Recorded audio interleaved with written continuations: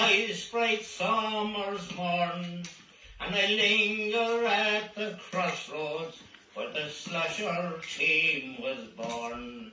It was in the last days of World War II, or as they called it in Ireland, the emergency, that the Carntrillia Club was founded. Adolf Hitler was still in power, but the Allies were closing in on him in Berlin. William Joyce from Galway, known as Lord Haw Haw, was captured around the same time that the Slashers were founded. Founded in 1945. I was in the part of Samped out here, and Christer Mitchell happened to come along taking sand away with myself for his own house street. And we just thought it would be an idea to start the Slashers, seeing that there was an old club there before. And indeed, there had been several other teams. A Caramana team of 1918, a Gorchin team in 1920. Mike O'Nester had a team in Garfrance in the early 1930s. But the first Carntrillia team of the early 30s, pictured here, which lasted only a few years, the team, along with supporters Michael Burns, George Gleeson, Paddy Reddington, Simon Heenahan, Pat Connor, Jack Breheny, Johnny Donlan, Mick Gleeson, Mick Haverden and Paul Concannon, Martin Egan, Tom Devaney, Martin Kenny, Joe Connor, Packy Murray from Slieve, and in the front row you had Paddy Cohn and Paddy Reddington. And we called a meeting for Johnny Donlan's forge, and sure, it took fire from there. The North Board had made their fixtures, and the first bloody draw was that we were drawn to play Dunmore, which was an exciting shock to the parish, I must say, because things had heated up at this stage, because the club wasn't been for 2 or 3 months at the time. The laughable part about the whole thing was there was an old Carntrillia Cayley band there. The next thing, the band was hammering away outside and the crowd started to gather there. You'd swear the match was in Tom Heenahan's frontage. So, in any case, we stepped out onto the road and got behind this band and played it into the domain. But in any case, the funny thing about it was we'd paraded over around the green there and into the town hall. Now, at that stage, Dunmore Domain was a place where everybody in the town had a cow. Must be 40 or 50 cows there at the time. And the cows got excited and they came running on towards us. Started jumping and rearing. Some said some cows lost some calves over us. But straight down into the pitch. Oh, what an exciting day. You'd think now that we were going to clean up. The same day, Dunmore scrapped the team and they really beat us. Strange it may seem. Well, as far as I know, as far as I've heard, the name was given to them by a man called John Dinley there in Carntrillia. He must have known about the cabin slashers, so he's attributed with the name Slashers being given to Carntrillia. With the formation of Carntrillia Slashers, whose official name was Niamh Kieran, but nobody ever called them that, many players from Dunmore McHale's transferred to the new club. Because of this, in 1946, Dunmore went junior and won the 1946 county junior title against Kilgarrow by 6-3 to 6 points. Carntrillia had their first taste of success when they won the North Board League final of 1949, actually played in September 1950. They beat Newbridge by 2-5 to 2-1 to win the Killalay Cup, which was presented to the captain, Gerard O'Malley, by Mark Killalay TD. By 1951, Carntrillia found themselves in a North Board Championship final against Castle Blakeney, and although being beaten by 1-8 to 1-2, Castle Blakeney were later disqualified, and the title was given, at least on paper, to the Slashers, as the cup or the medals never arrived. The McHales were also building, having won minor titles in 49 and 51. They had also returned to senior and won the 1953 championship, their first since 1912, when they defeated Oughterard in the final. But it was in 1955 that the Slashers were to have their finest year. Jackie Tierney takes up the story. I was on the panel in that team, and played. I was only 16 years old and played as a sub in the county semi-final in Mount Bellew. I was the youngest. I was just turned 16 years old when I won that medal. And to go on a bit further, I went to England then in 1956 and went to a place called Middlesbrough in the northeast of England and joined a gang of boys there, and we won the county senior championship there in 1957, and I was just 18 years old. Gotcha. You had a lot of medals very young. Yeah, unfortunately, Michael, I lost those medals. They were stored in a lodging house. So the end of that, I would love to see the Carrick medal again. No doubt some of my player colleagues have no doubt has got them in that position. We trained at the gatehouse in the old Carrick estate, and the God rest Michael Nolan. That time he was an ex-army officer, and his brother Tommy. And we should do the run into the moor at night time and back out again and do various exercise on that. And at that time was, God rest them now, Michael McNamara, Jimmy Reddington, Jack Burke and Tommy Glannon. Of course, Andy Donlan. Whereas Dunmore and Carrick was essentially a town-country divide, it was not exclusively so. In the town, Michael Welsh was playing for Dunmore, while his neighbour across the road, Jimmy Reddington, was an officer of the Slashers. Bertie Coleman, living in Kappa at the time, played with Dunmore, while Tommy Glannon of Chapel Street went with Carrick. Gerard O'Malley captained Carrick at one stage, although living in the town, despite the fact that his father Bartley was a staunch McHale's follower. The two teams met on a few occasions, but such was the rivalry that the football board decided it was best that they be kept in separate divisions. In 1948, a horse named Carrick won the Galway Hurl. It was reared in Carrick by Paddy Cohen and was owned by Big Mike Gleeson when he had his famous victory.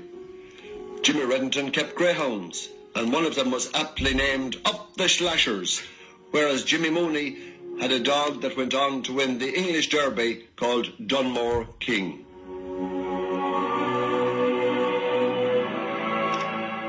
And Michael Nolan, that I remember saying him. We used to leave here in the evening and go back to Carrick, to the gatehouse. Yeah. And a lot of them are saying Mick Comer, he'd have it all ready for us there. He was a grand old man, and he'd have it all ready there, and there was aisles and everything. But he had an awful word. He'd say, "God blast you, will you hurry on and go out on the road?" that was a real, you know. But Michael would bring us out, of course. Michael was in the army. Yeah. And it was a long way down the fellas Paddy Corcoran's there in the hill, the last mission Paddy there. And we'd go so long, fastest, and then stop. Off again and stop. And of course the first couple of nights it was a million hair. But you know, we soon got into it. It was amazing though. But Michael Halliday was passing down one night, and he told somebody, he says, "They mean business this time," he said. Jimmy Reddington was also a member of the successful 1955 Carrick junior team. I asked him about training under Michael Nolan. Well, we trained Michael from the Carrick gatehouse up to the big house in Carrick. And it was all front jumping, physical training, up and down, which meant about 2 miles, a mile up and a mile back. Then we went on the road for 2 miles more and done road work. Yeah. So that was the training pattern. Now there was no football used. No. Never seen a ball, it was thrown in and nothing right. I'll close my eyes and listen to the only sound around, that thudding sound of leather from the local football ground. In the mid-1950s, there was a lot of the thudding sound of leather coming from Carrick. The club was 10 years in existence and a new team was emerging. Gone were some of the stalwarts of 1945, such as Christy Mitchell and Pat Kilgariff, and by 1955 there was a good blend of youth and experience. New young players such as Joe Jordan, Brian Egan, the Donlans, the Wards, the Reddingtons, John Glavey blended well with veterans Martin Ryder and founding member Joe Riley. In the Championship of 1955, Carrick found themselves in a North Board final when they defeated Annadown in late September of that year. A week later, they played Ballygare in the final. So we drew up Ballygare in Montpellier. It was a lucky day for us, because just before the whistle went, I was fouled. A couple of yards off the goal post. So of course John Donlan was down in the backs, and he came up like a roaring lion to take this free, and naturally enough he put it over the bar, so it made a draw game of it. And from there we stepped to play them again back in Tuam. Ballygare would have a few star players at that time. Oh yes, they had a county man. Jack Guile was in that team. Yeah. It was quite a nice team now. A week later, Carntriglia and Ballygare met again in Tuam Stadium, and after 60 minutes the scores were still level at 1-5 apiece. So on to extra time, Paddy Meehan and Jackie Coyle swapped points before Brian Egan became the saviour of the day when he slotted over the winning score. The Fox Trophy was on its way to Gurteen Cross, but they had not long to celebrate, as the following week they played Ballinasloe in the county semi-final in Mount Bellew. They won this by a huge margin, 3-5 to 1 point, with goals coming from John Donlan from a Paddy Meehan pass. Paddy got the second goal himself, and Pat Parnell Donlan added a third.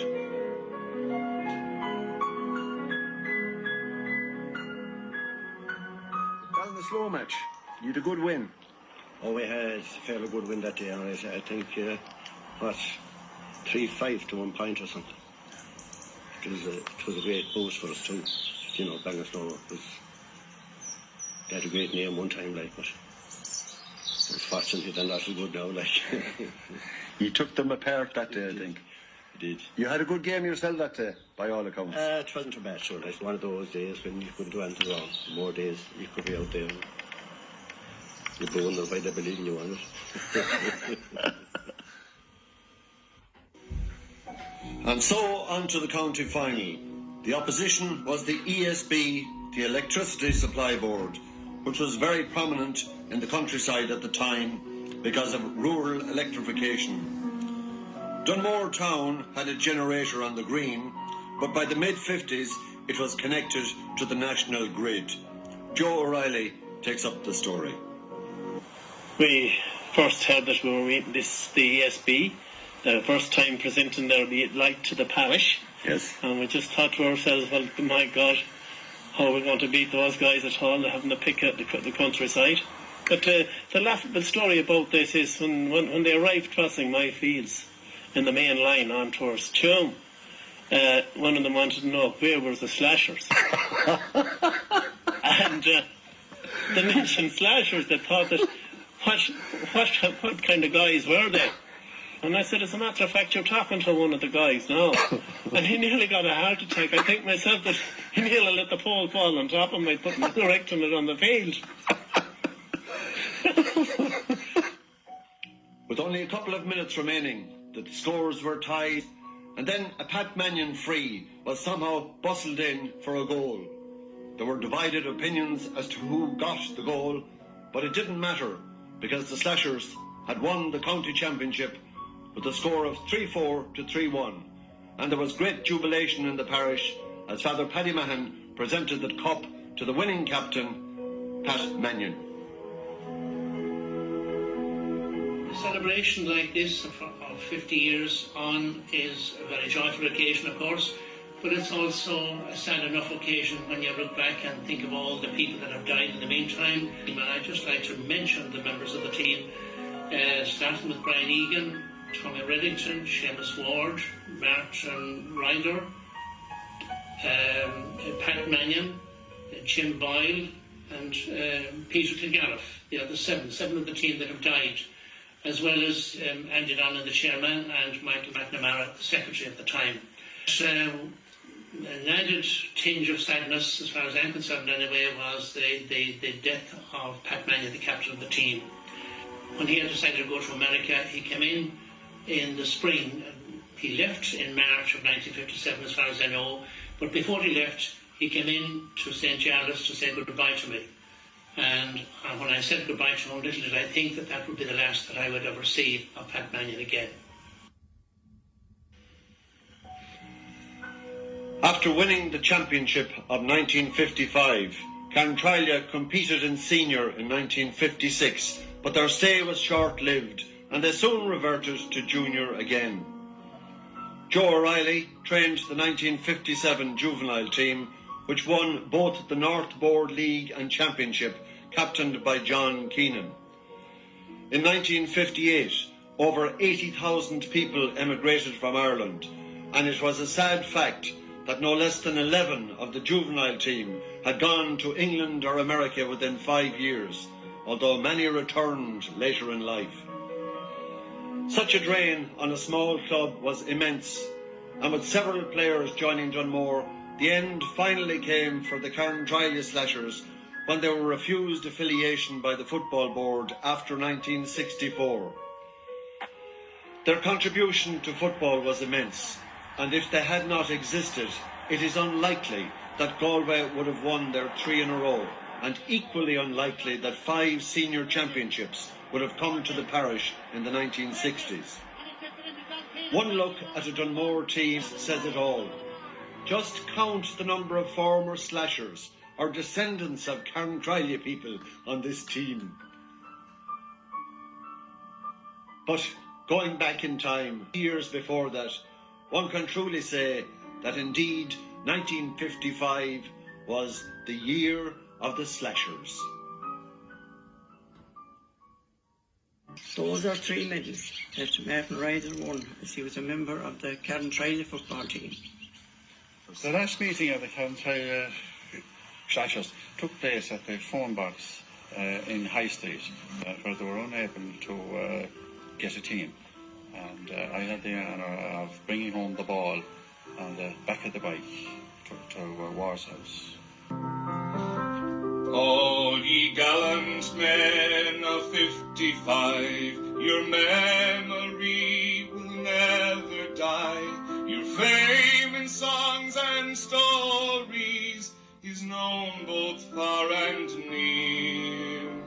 Now your sporting deeds we celebrate, especially that fateful date, the glory day when you became the county champions. Carntralia Slashers boys, raise your glasses to the skies, to the glory day when you became the county champions.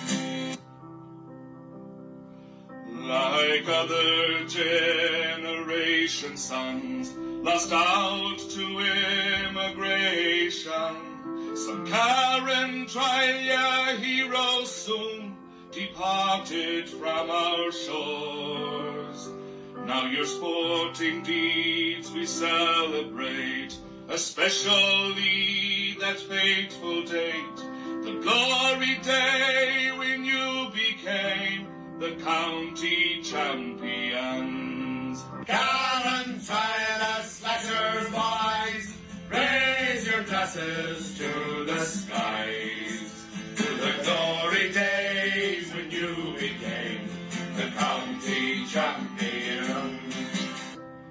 You knew someday that you'd return, that fire in your heart still burns, though many friends have passed and gone to meet their just reward.